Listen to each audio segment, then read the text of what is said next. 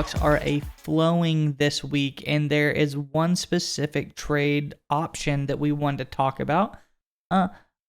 This is kind of an interesting one. This player didn't play at all last year. They actually took a step back from the game, and that's Atlanta Falcons receiver Calvin Ridley. What do you have on this one?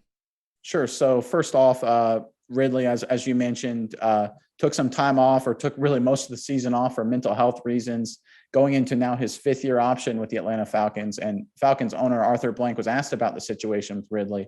And this is according to Michael Rothstein at ESPN. Arthur Blank said the franchise would absolutely like to have Calvin Ridley back with the team next season. Blank said Ridley, who had 31 catches for 280 yards last year, is a, quote, great player, unquote, and praised his work as a teammate and in practice. He did not know, though, whether or not Ridley would return in 2022. Quote, I will tell you what I know. What I know is that we'd love to have the young man back to play for us, unquote. So this is kind of interesting. The player Ridley kind of quit on the Falcons, and then Arthur Blank has all these nice things to say about him. You know, this kind of almost feels like a little setup here, like he's trying to hype up the value. You know, like, hey, I love to have him. He's so great, but I guess maybe we'll if you give us something, we'll trade him for you. We'll give him away just because it's not a good fit. We'd really love the guy to have a good career. And that's where the potential partner comes into play here. This is the Cleveland Browns. And this is from Christopher Knox over at Bleacher Report, talked about a hypothetical trade that is starting to gain some rumor publicity in the NFL circles right now. So the Cleveland Browns would receive Calvin Ridley, and the Atlanta Falcons would receive a conditional draft pick, most likely a second. And according to ESPN's Jeremy Fowler, was talking to one unnamed NFC executive who said Atlanta is cash strapped and needs pieces along the offensive line so they could use the draft capital by trading Ridley. Look, there's been a lot of talk about Ridley and his perceived value and how great of a receiver he is. You and I have talked about this, Mize, is that we feel like there's so many like receivers that are just perceived as good. You know, there's so many, every team, I feel like on a Sunday, you always hear announcers talk about they got one or two really good receivers. Ridley's a nice player, but he's not the be all end all. And I think that's why you see Arthur Blank saying a lot of nice things about him. He's setting up a trade, trying to create some extra perceived value there. And I could see a team like the Cleveland Browns overpaying for Ridley here. What do you think about this?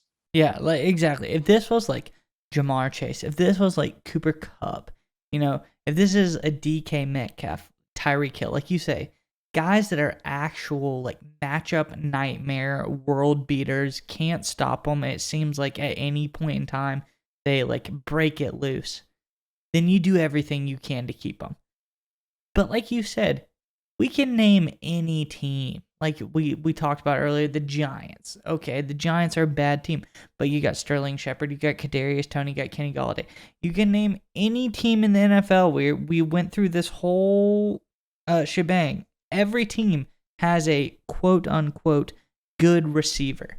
And this is the Falcons' quote-unquote good receiver, who we agree, I think he's pretty overrated. The receivers in general are overrated. So who perfect to pick him up than the Cleveland Browns? Who would make a really risky, bad decision, potentially jeopardize their franchise? Look, the Cleveland Browns, this is right up their alley. So I think this is a great fit for them. But like I said, if you're saying, I think if you get him on the cheap, like maybe it's worth a flyer. But for me, I can't trust the guy anymore after what he did. Well, yeah, you're exactly right. That's a big part of it. And remember, he's going into this season, he's going to be on his fifth-year option. So you've got a guy who missed 2/3 of the season because he took the time off for mental health reasons. So take that for what it is. And he's going into the last year of his deal. So you're renting a player for 1 year who, let's be honest, last year was a little flaky. And it's an overrated position. And he's not, like you said, a matchup nightmare. I don't think we're going to see any good teams going to give up a lot for him. Like this is, good teams aren't going to make this trade. You're not going to see the Steelers or the Patriots or the Chiefs or anyone spend as high as a second-round pick for Calvin Ridley. But just like you said, like we talked about, the Cleveland Browns are the perfect team to overpay for an overrated player who's a little flaky. They do this all the time. I could see the Falcons taking advantage of this here and getting at least a second-round pick for Ridley. Yeah, I think the perfect comp for the Browns right here is last season trading everything they had for a I'd say a middling tight end. You know, it wasn't really. They already had David Njoku. They had some other great pass catchers, but then they go all out and bring in a huge tight end from the open market, sign him for a lot of money. And this seems like a move that really fits them as an organization. So if anyone's going to do it, it's going to be Cleveland. But realistically, I think he stayed right in Atlanta because no one's going to want to trade with Oakland.